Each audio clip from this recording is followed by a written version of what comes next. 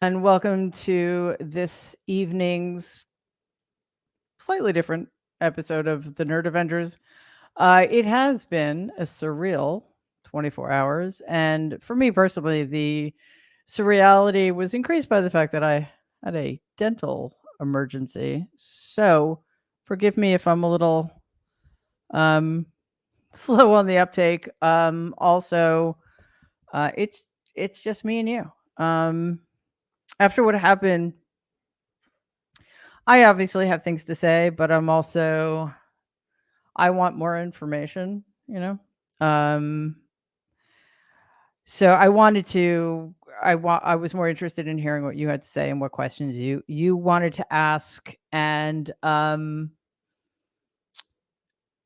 but I did want to start with the very critically important disparity between responses in the wake of what was a horrific tragedy in Pennsylvania. Because let's remember, not only was this an assassination attempt, one person actually lost his life and two others are critically injured, although thankfully I've heard that they're stable. But still, I mean, it was just a terrible, terrible thing that happened. And, we can talk about the circumstances that allow for these kinds of events to occur. We can talk about political violence in America and those who perpetuate it, promote it, and traffic in it. But first, I want to play a couple of clips just so we can orient ourselves in the space of the reactions. And again, a couple of these reactions were within minutes or, very, very shortly after the event occurred, during which, by the way, we knew practically nothing. So I'm going to start with this still image that is sort of the launching off point for a lot of other reactions. So this is a traveling billboard on which somebody felt compelled to show the Democrats' attempted assassination and a picture of Donald hugging a flag with a target around his face, which I don't recommend you ever do to anybody, maybe especially if you're a supporter of that person. Okay.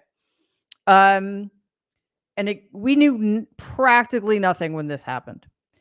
And then, in what you would have hoped would be a more considered measured response, we have Republican political hack Scott Jennings, who actually gets paid by CNN to spew this dangerous nonsense. Healing and unity in this country, but we are 1 inch from something far worse. Republicans I'm hearing from tonight are shocked. They are worried about our country. They're worried about Donald Trump. They're worried about the rhetoric around Donald Trump. I mean, I hate to say it, but the rhetoric around him over the last few weeks, that if he wins an election, our country will end, our democracy will end, it's the last election we'll ever have. These things have consequences, okay? Well, yes, they do. But clearly, this is nuance beyond which this person is capable. So finally, I want to play a clip for you from President Biden's remarks in the Oval Office.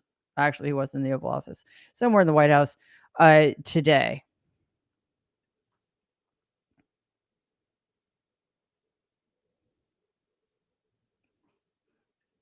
Or not. Oh, it's a slide. Sorry. Then I'm not going to play that because I'm not entirely sure how I do that. So I watched it, and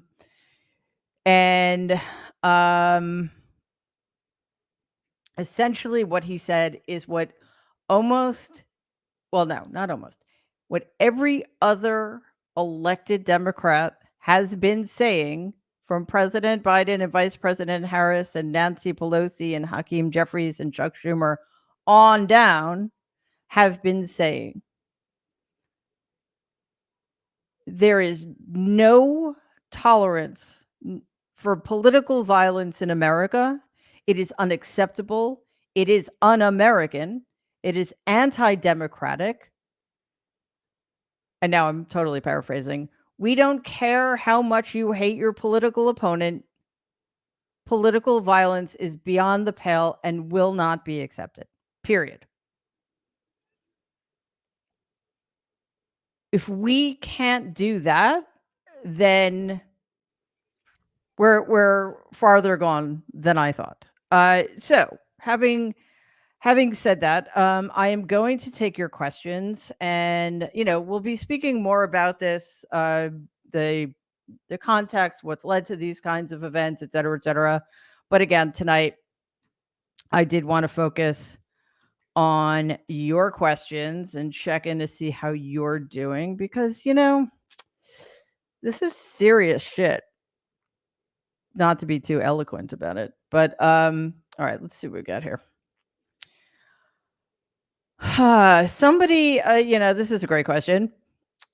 This is from Laura. Will this move the needle on banning assault weapons? And I am sorry to say, obviously I don't know this definitively, but I am speaking as an American who almost broke in half after Sandy Hook. My daughter was a little older than the children who were slaughtered at Sandy Hook. We did nothing. Steve Scalise, a Republican who was shot at a congressional softball game, very grievously wounded, by the way, recovered, but didn't think that should change his mind about assault weapons. I think this issue is too divisive for Republicans to change their minds about. And I'm going to leave it at that. So sadly, no.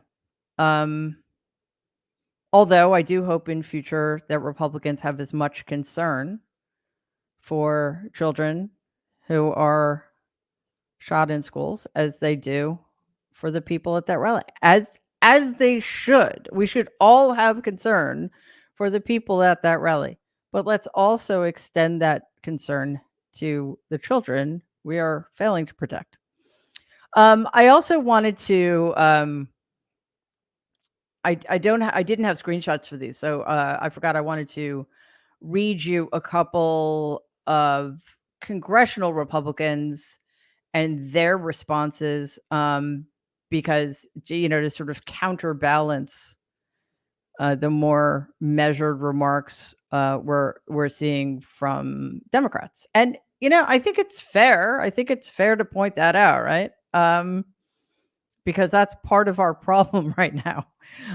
Okay, so the always grotesque JD Vance wrote on Twitter, "Today is not just some isolated incident. The central premise of the Biden campaign is that Donald Trump is an authoritarian fascist who must be stopped at all costs. That rhetoric led directly to Donald's attempted assassination."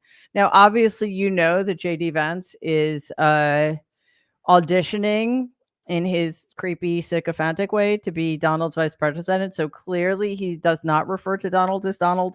But as you also know, I cannot refer to him as anything but that, because my head would explode. The always insufferable Marjorie Green wrote, "Democrats wanted this to happen. They've wanted Donald gone for years, and they're prepared to do anything to make that happen." Well, actually, Marjorie Green, no, that is not the case. That's not the case at all. And if you're starting from that point, and again, these tweets were written, as far as I remember, before we knew anything at all. Like, we didn't know if anybody else there had been hurt.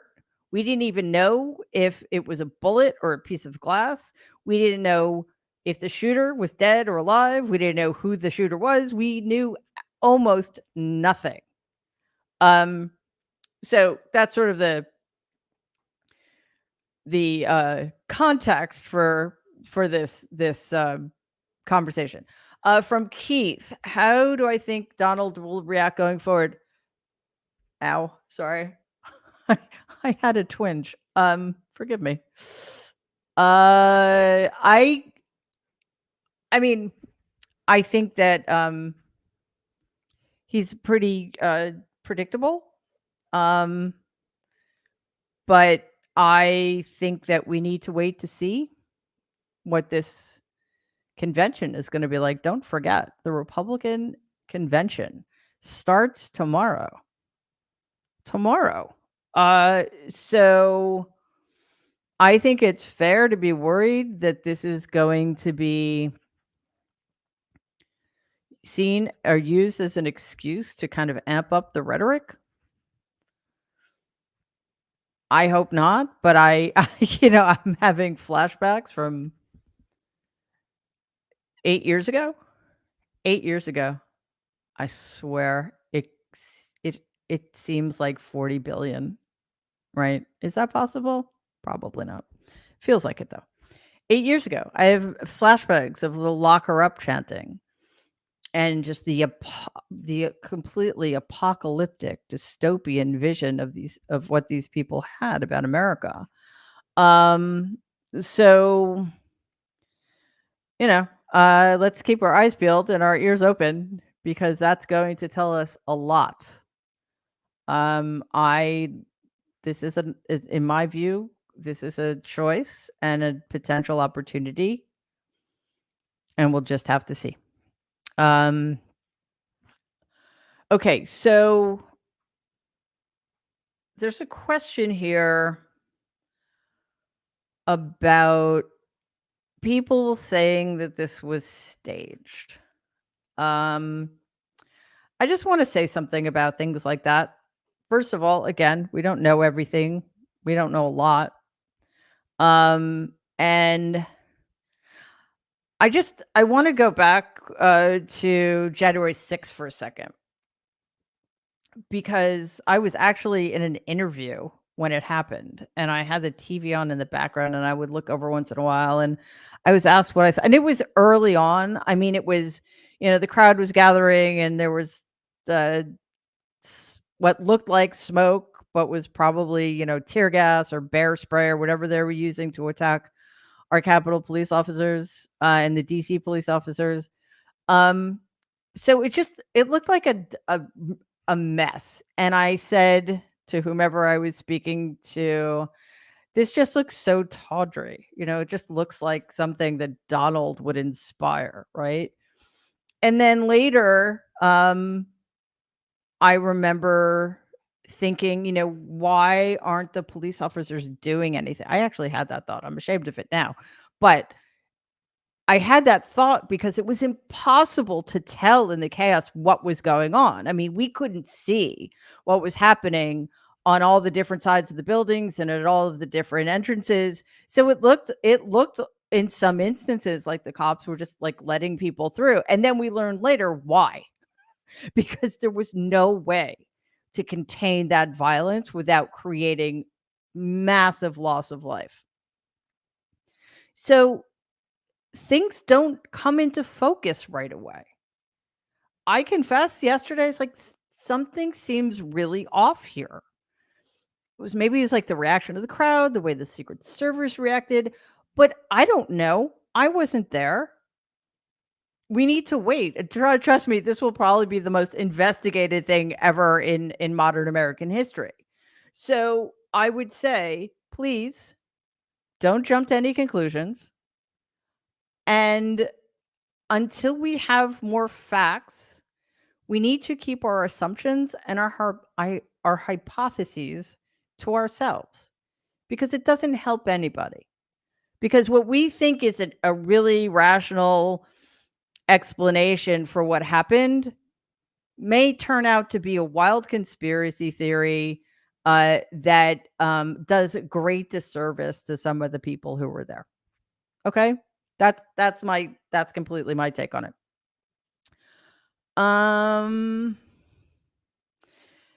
William asks, and this is a good question, and we need to grapple with it. I'm not going to go too deep into it tonight. Because I think this is a great conversation to have with all of the nerds. But how do we criticize Donald when criticizing him will be spun as supporting political violence? We're already seeing this as a talking point in some quarters on the right. We're already hearing that by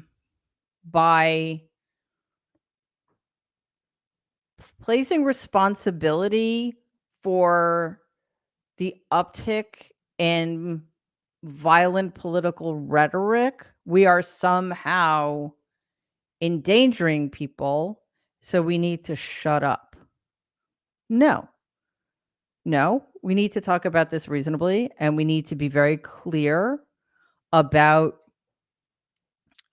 what has been happening in this country for the last 8 years, including a lot of stochastic terrorism, which the nerds and I have spoken about frequently. And we need to make it very, very clear that by having that conversation, what we're saying is not to blame somebody or say that, because they engage in this kind of dangerous rhetoric, then they deserve something like this, because that is absolutely antithetical, certainly to what I believe and what everybody I know believes. What we're saying is, hey, those of you who maybe because you don't understand how dangerous it is, or maybe you don't know the difference between dangerous rhetoric and political gamesmanship, it's up to you guys to stop it and to help people on your side of things, to help people who listen to you understand why going forward this is unacceptable, because people are getting hurt. And we cannot survive as a democracy if expressing an opinion is somehow beyond the pale now. And by opinion, I don't mean, I'm not talking about violent political rhetoric. That is not an opinion. That's a tactic. Okay. But having an opinion about how we got here, having a conversation about that, given where we are right now, that has to happen. And it has to happen in a measured, responsible, mature way. I think that's fair. Okay. Let's see.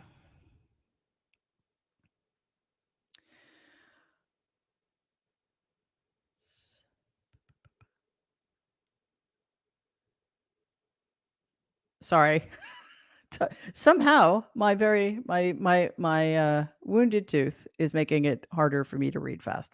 I don't actually think that's a thing. But thank you for your patience.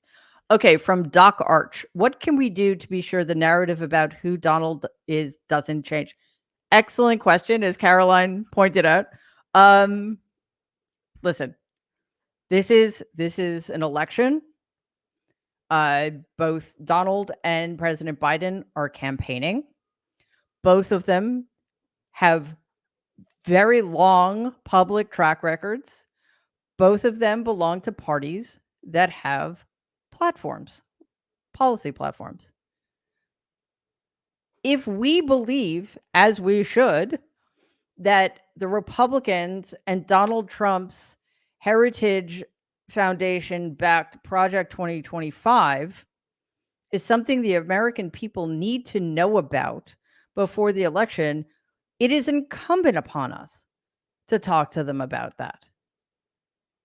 It is incumbent upon us to make it very clear the distinction between these two candidates.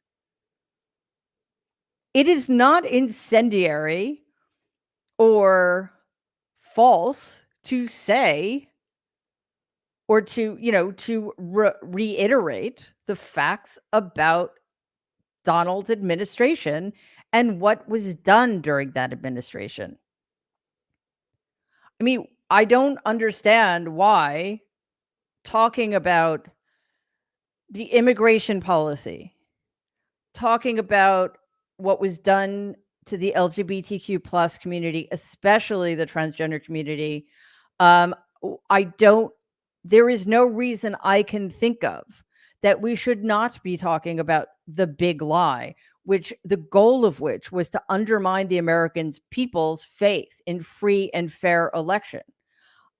I don't understand why it would be off limits to remind people just how badly election workers and poll workers were treated during the 2020 election. Do you guys remember Ruby Freeman and Shay Moss? I mean, their lives were put in danger. Okay. I am not quite sure if there's any reason that I would find acceptable for our not being able to talk about the fact that Donald incited an armed insurrection against his own government. And on and on and on. And I'm not even scratching the surface there. There's COVID and the at least 400,000 excess deaths because of the way the Trump administration so maliciously mishandled it. There are the other things that had nothing to do with his being in the Oval Office. E. Jean Carroll, business fraud, etc. So, I mean, I don't know why that should change now. What we need to do, though, in addition to continuing talking about, because this election is about who we want to be as a country. It's that simple. And it would be completely disingenuous to pretend that both candidates equally value democracy, that both candidates equally value the will of the people, because we know this is not true. This isn't about putting anybody's life in danger. But because of yesterday, what we absolutely need to start talking about, in addition to all those other things, is how we got here and how to make it stop, with a deep understanding that we cannot make it stop alone. We need help from the other side in order to make this stop. Let's see. Lisa, this is very kind of you. First and foremost, how am I? Yeah, I just I appreciate the question, and also it's not a question I typically allow people to ask me because yeah, it is complicated and I don't even know half the time. Right now, my mouth hurts. That's kind of how I am. And yesterday again was like one of those days where it was so surreal that I don't think I've absorbed it yet, quite honestly. But you know, I guess we're sort of in this position where it could have been so much worse, but for one family, it actually is the worst thing that could have happened. So, let's keep them in mind. And also, I think it's fair to point out that the shooter was a 20-year-old young man who the kind of which we seem to have an more than our fair share of in this country, with access to a weapon of mass destruction that was legally owned by his father. I mean, that's not a good situation. So, conversation for another time. So anyway, Lisa, to continue, Nick Fuentes is starting to claim that Donald's campaign is too close to the Jews, and he might tell his supporters not to vote for him. Now that the media celebrities, I really need to stop touching this side of my face. So sorry about that. have done so much damage and convinced most Americans that Biden is too weak and too old to be president. What is your best elevator speech response to anybody who states that claim? First of all, I don't think that's true at all. I don't think anybody convinced anybody beyond themselves. And it was a moment of panic. And even though I don't share in it at all, as a human being, I understood it. We know how much is at stake. And when you feel like your side is falling down, you want to scramble around and grasp blindly for other options that you might think are better. And I'm just hoping we're done with that part. The Nick Fuentes thing is and again, this is something we are allowed to continue talking about. Nick Fuentes is a Holocaust denier. He's a white nationalist. He is a misogynist and a racist and an anti-Semite. And Donald had him over for dinner. And not in the way Hannibal Lecter has people over for dinner, Donald. You had him over as your honored guest. This man, is a fascist. So that is not something you're allowed to get away with in America, or at least you shouldn't be. So the fact that Nick Fuentes, of all people, is claiming that Donald's campaign is too close, I maybe because his son-in-law and daughter are Jewish. I don't know. I tend not to care what people like Nick Fuentes says, but it will be interesting to see because, of course, he is quite influential in certain segments of the Republican Party. It'll be interesting to see how that gets responded to.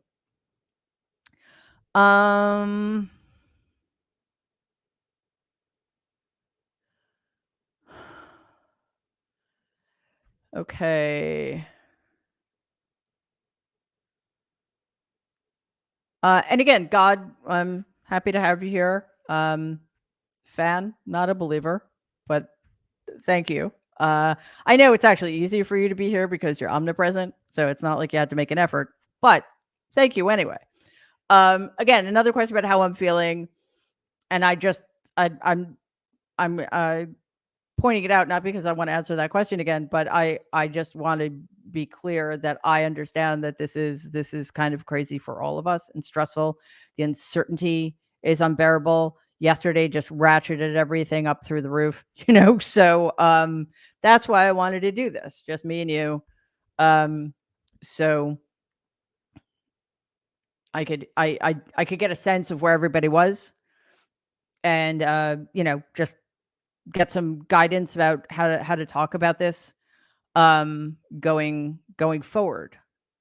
Anonymous asked, why are my comments disappearing? I do not know, but it's really weird, and I'm not sure what's happening because they shouldn't be. Jake Freeman, do you think it'll happen again? Like, is the cat out of the bag? Well, look, I don't know. I certainly hope not. But it's this. Okay, this is the first time, obviously, something of this magnitude has happened. I mean, we have a presidential candidate being shot at. That is just not supposed to happen. Although American history is replete with such instances, and it's even worse now because of the out of control gun culture, and just how many guns. There are more guns than people in this country by far. That makes me deeply uncomfortable. So between that and again, the incendiary rhetoric coming out of certain people in the Republican Party, it's not a good mix. I mean, we have seen violence happen. We've seen threats against Democratic officials. We've seen an individual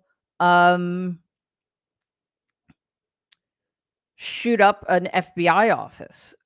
We've seen mass shooters reference some Republican talking points in terms of their motivation, the way that immigrants are spoken about in this country, for example.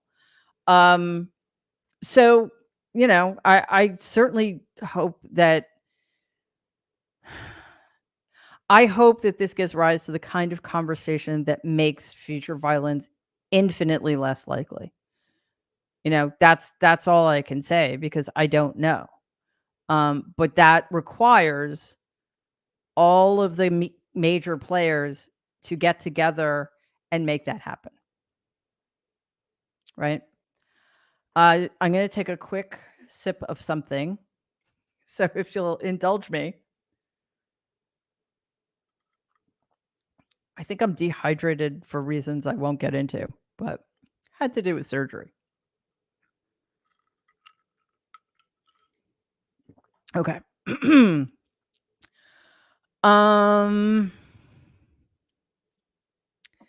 Yeah, and from Catherine, a question about, why the Secret Service didn't behave in this way or that way. I don't know. I have to be honest, I found that very troubling and confusing as well, which is why I think it's a really good thing that in his press conference this afternoon, or not press conference, sorry, in his remarks this afternoon, President Biden made it clear that there's going to be a thorough investigation from the top down, the bottom up, and I mean, if you can consider the resources that are available for such a thing, I'm going to take him at his word. It's going to be extraordinarily thorough. Okay, guys, more questions would be fabulous. Okay. Great comments. Oh, we have a Donald fan among us. And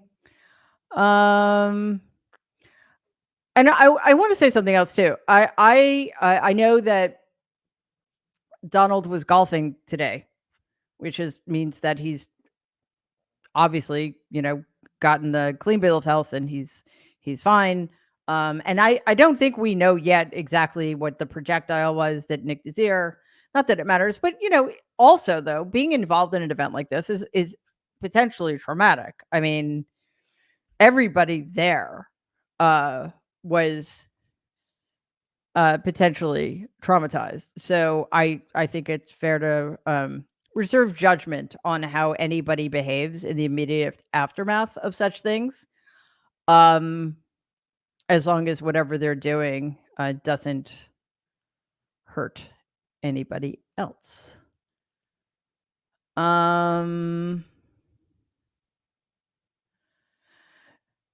Yeah, I another from Janelle. I didn't hear this concern after Uvalde, Marjorie Stoneman Douglas, and I'm going to add Sandy Hook, because that for me was the moment. I don't know. I don't think I've ever gotten over that, quite honestly. And the thing is, it's what nobody's saying that there shouldn't be the level of concern that there is about what happened yesterday. I think what people are saying, and certainly what I mean, is why can't we have the same kind of concern when it happens to our children? It's it is mystifying. Human beings are very difficult to figure out. Okay, guys, give me some questions. I'm going to check in my other potential question source and see if anybody's come up with anything new. I mean, because I can keep rambling, but I prefer to answer your questions. Let's see. Oh, from Nancy. I saw some comments that this event has won the election for Donald. I'm so afraid that's true because Democrats are scared to criticize him. Do you think there's a way to keep reminding people that he's still a terrible choice?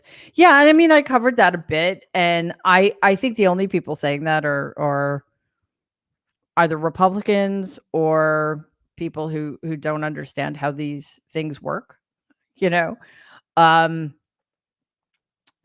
I mean, it was a terrible thing that happened.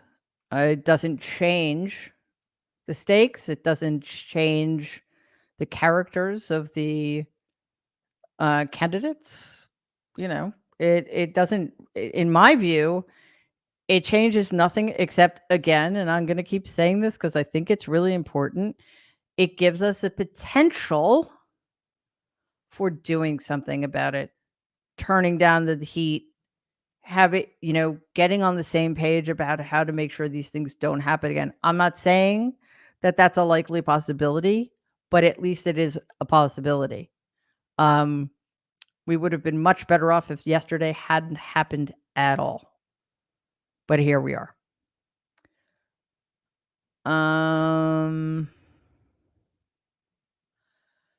Okay.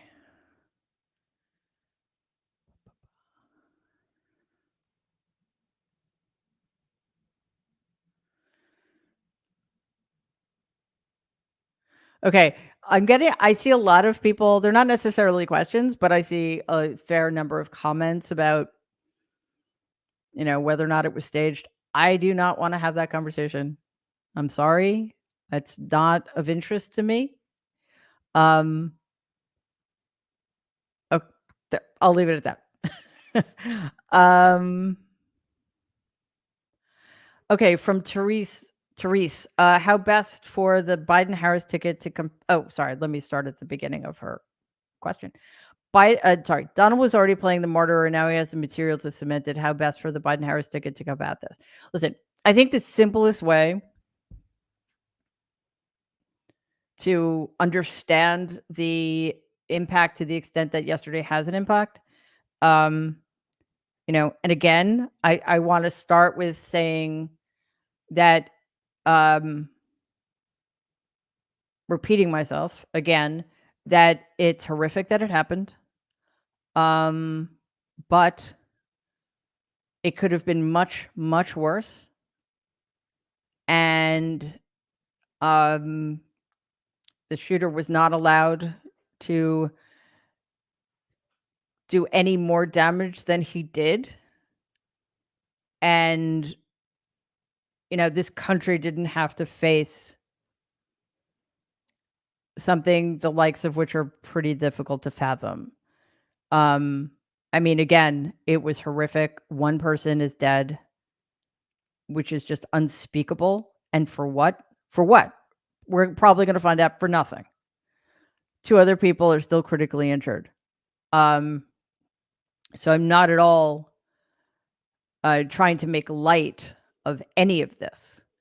However, anybody who thinks that Donald is a martyr is already, in that camp. Like they're already part of the base. I don't think that this is something that whether he tries to take advantage of it or not, I think the chances are likely that he will. And maybe, maybe that's fair game. He was there. He got shot at. He owns that story. But he's not going to convince anybody else that he's a martyr beyond the people who already think that he is. Just like he's not going to convince those of us who have maybe a broader perspective on things that God somehow intervened because somebody died. Okay.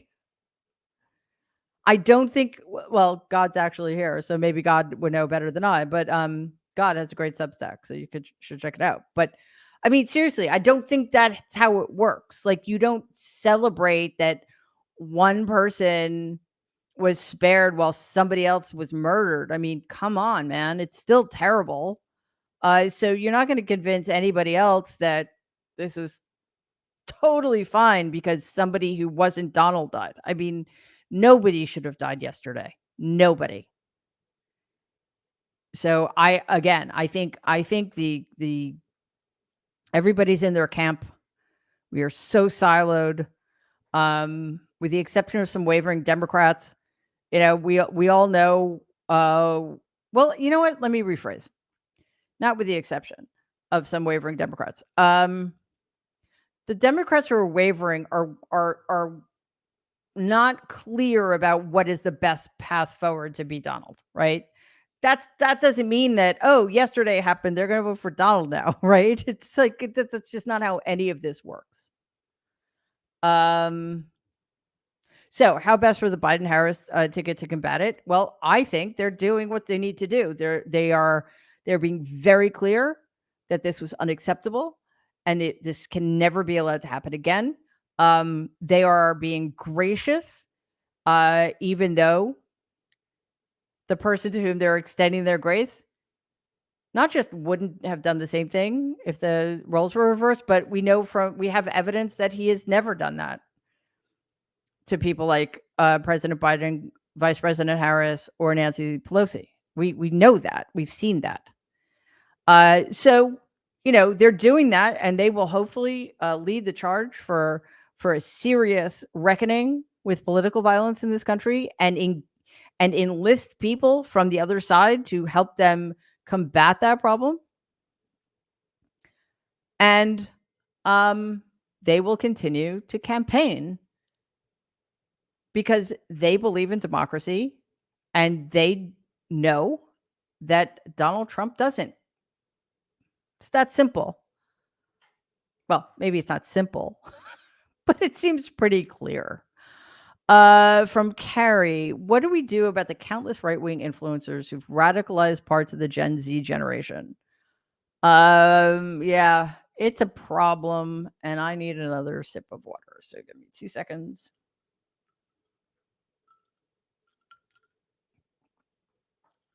I think that Democrats need to make a very big play for Gen Z. And I don't mean that in a cynical way. This generation, I feel guilty on a daily basis about what we've done to this generation between climate change and gun violence and now the overturning of Roe v. Wade. They need to be brought into the fold, and they need to be told and convinced that how much power they have, because they do. Gen Z can decide this election. If we respect them and make it clear that that power is going to mean something. And I could say the exact same thing I could say the exact same thing about the Democratic base. You do not diss Vice President Harris for some, weird fantasy open convention, because that is so disrespectful to the base. And the Democratic base is what has saved our asses time and time again. And we cannot keep taking that for granted. It's well past time. So kind of the same thing with Gen Z. It's in a different way and to a different extent. Social media is a massive problem. I think it's a problem of education as much as it is of regulation. And what I keep saying, and will continue to say, is, yeah, we need to win this election, and we need to win it huge, so we can stop fighting our rear flank and finally put to rest the whole idea that fascism can destroy American democracy. We just can't let that happen. But one of the main reasons we need to do that, besides the fact that it would sort of be, really bad for the whole planet, is because unless and until we do that, America will never be a true democracy for all of its people.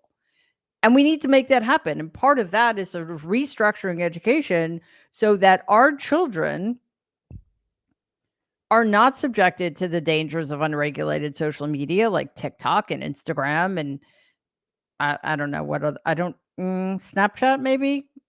I don't know. I think those are the big three, and they appeal to different age groups among Gen Z. We need to start teaching civics in a way that actually helps them understand why it matters to their lives that they know this stuff. Like, you don't just teach civics 1 year in high school, if we even do that anymore. We need to be teaching civics from day one and teaching it every year. So our system of government, our way of living is real to them, and they understand why it actually matters in their lives. We need to be teaching media literacy. We need to be teaching critical thinking all along the way.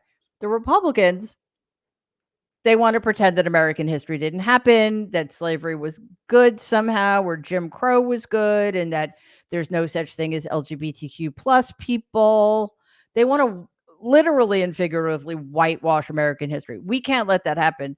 We need to make our system of education better, and including things that have been vilified by people who are ignorant and cruel, like diversity, equity, inclusion. Those are all good things, by the way.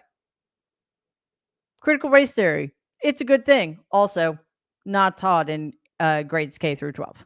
So anyway, I think we just need to I think we need to acknowledge what's happening. I think a lot of Democrats aren't quite up to speed, and they really need to be.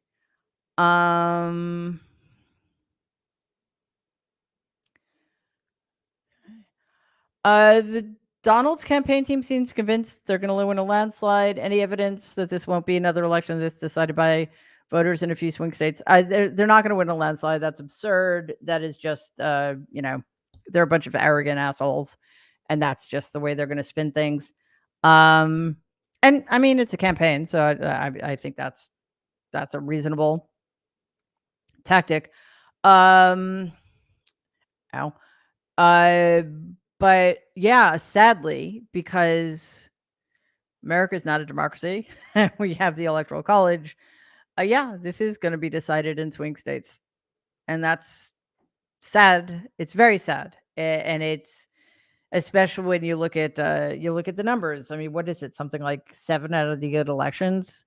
7 out of the last 8 elections, Republicans have lost the popular vote, but they've won the presidency, and because of that tragedy, we now have an corrupt, illegitimate supermajority in the Supreme Court that is trying to destroy this country, and that is not hyperbole. It's actually true.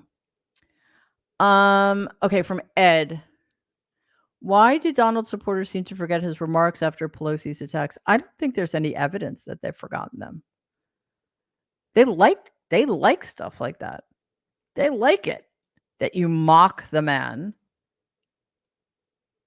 who, the husband of, at the time, the most powerful Democrat in the country, was beaten almost to death with a hammer. They love that. And this is something to remember. And again, I think this is totally valid as a conversation. Back in 2015, it started slow. Well, I was going to say slowly, and I was going to say with less, egregious, less awful asks, right? But it started with anti-immigrant hatred, which is not a minor deal at all. There were what did you call them? Drug dealers and rapists. They're not sending their best people. And now, 8 years later, very openly, immigrants are vermin. Immigrants need to be put in concentration camps. That's an escalation, but it didn't happen overnight. Donald traffics in microaggressions, and he gets people constantly to make micro concessions, and we've seen that play out, and here we are, right? So one of the things we kind of forget about this, but this election is close. Yeah, because the system's broken and it favors Republicans, and the media have failed us completely in many, many ways. But it's also close because tens of millions of people want 4 more years of what Donald had to offer them. That's very bad news. I mean, that will continue to be bad news, but it's also why we need to remember there are more of us than there are of them, and that's why we need to win in such enormous numbers that the Republicans are in a permanent and ineffectual minority. Okay, from Diane, can I give any insight into what's coming since this happened? Can I speak a bit about Project 2025, the authority of the Supreme Court, the pontification of Vance's posts, the psychology of let's calm things down versus let's align what's happened with the truth? Please also speak to vote in November and its legal cases. Okay, that's a lot, Diana. I'll do my best. But I need more water. Sorry. I know this is annoying. Okay, I already mentioned Project 2025. We need to have that on billboards. We need to have the nerds and I are producing a new show about Project 2025, which hopefully we'll have in the next couple of weeks. We're going to go through the whole thing. I don't mean word by word, but section by section. It's 900 pages long, and they plan to completely remake the United States government in Donald's image, and we're going to go through it in depth so everybody understands not just sort of the headlines, but just how coordinated and well considered and well planned this whole horror is. So we can't stop talking about that. The Supreme Court has to be the most important issue people are voting about. Dems have blown this for forever, like since I've been voting, and they need to stop it. They need to make the Supreme Court the most important thing people are thinking about when they go into the voting booth. It's whether or not women are second-class citizens, whether or not women have any control over their bodies, whether abortion, birth control, and IVF are legal, whether there will continue to be such a thing as a right to privacy or no-fault divorce, whether or not Obergefell, which led to marriage equality, will be overturned, whether or not 50,000 dedicated civil servants who are essentially nonpartisan are replaced by an army of loyalists who have to take pledge loyalty oaths to Donald Trump. Whether or not climate change will be dealt with head on or ignored, whether or not your taxes will be raised and multi-billionaire taxes and corporations taxes will be lowered, and on and on and on.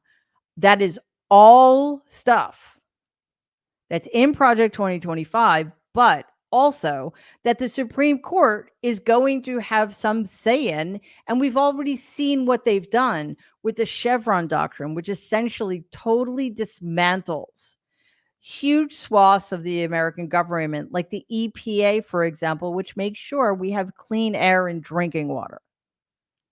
I mean, this is terrifying stuff. All of it we need to keep in front of the American people. I'm not really sure what the psychology of let's calm things down versus let's align with what's happened with the truth means. But what I will say is, I mean, we just need to win. So whatever you can think of to do, and we'll continue to have suggestions going forward about how to get involved and how to do things beyond just voting. But we'll leave that for another time. From Margaret, I'm appalled by the elected officials, JD Vance and a House member from Georgia blaming Biden, who showed concern and compassion in the wake of the shooting. This may be a rhetorical question, but how did our country become like this? Well, media falling down on the job, and the inability to check the worst offenses against democracy. Also, the complete abdication of the Republican Party after January 6th. But in my view, like, this has been coming since Reagan, I think. However, what I don't understand, and again, maybe it's because the whole Republican Party has just completely sold its soul, is why I don't remember the man's name. Shoot, I think it's the congressperson you were referencing, and he said again very, very shortly after the shooting happened. His name is Mike Collins, actually, and I don't have his first tweet, but it was something like Joe Biden ordered this hit. His second tweet said the Republican district attorney in Butler County, Pennsylvania, should immediately file charges against Joseph R. Biden for inciting an assassination. That is despicable. And he should, in a normal world, he would be kicked out of Congress without a second's thought. But that's not where we are with the Republican Party. They won't do it. They are a party of that kind of man. And it's really bad for all of us. A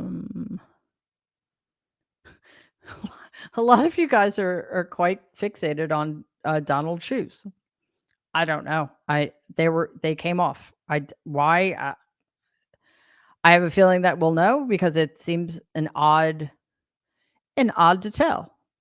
From Louise, what's the best response to what Donald will turn this into? Well, we don't know what he's going to turn this into. We don't. We have no idea. And I think it's fascinating that the Republican convention is happening so soon after this event. It will tell us a lot about what he's going to do, how he's going to frame this, what his rhetoric will be going forward.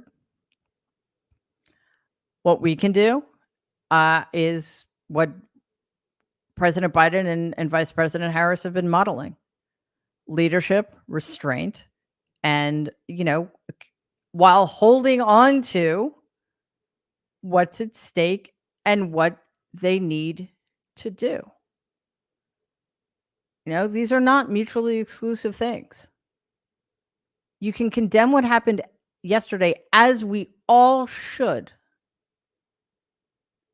and still believe that we need to elect President Biden and Vice President Harris again, and still believe that Donald Trump is not somebody who should ever be leading this country again. We're adult human beings. We can do that. Okay, guys. It's almost been an hour. I'm fading a little bit. So I'm going to stop here, but I'm so grateful you joined me. It was very important to me that we do this evening. Thank you for your amazing comments and your amazing questions. I know a lot of my Substackers were here tonight, so thank all of you as well. We live in fascinating times.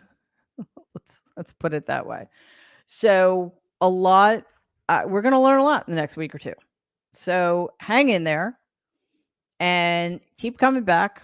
We've got Morning Gen tomorrow morning at 8 a.m. and every weekday. It's 8 a.m. Eastern. Our regularly scheduled nerds will be at 12 p.m. Eastern on Tuesday. And on Wednesday, in addition to Morning Gen at 2 o'clock, we have Legal Nerds with Jen and our new Nerd Avenger, Daniel Uhlfelder. And at 7 o'clock, we have Ellie Samarco's America Show. Thursday, again, Nerds. And Friday, Democracy-ish, which just debuted last week. It's awesome. If you haven't checked it out before, Danielle and Waj are co-hosts. They've been doing the show for years, but they thankfully and luckily for us brought it over to our network. So that's Friday. I don't remember what time, but there's plenty of time to remind you. And then on Saturday at 2, we have Brian Karam's Reverse Shot, which is interviews with journalist insiders. And if you didn't check it out, he interviewed the great Sam Donaldson for his very first show that aired on Saturday. So that is it. That's a lot of shows, and there are more coming. I started doing shorter videos, like 8 to 10 minutes long. So there are a couple up now, so check those out too. Thank you all again so much for being here, for supporting the nerds. We couldn't do it without you. We so appreciate you. And Jen will see you here tomorrow. We'll see you, the nerds, on Tuesday at noon Eastern. In the meantime, please stay safe and be kind.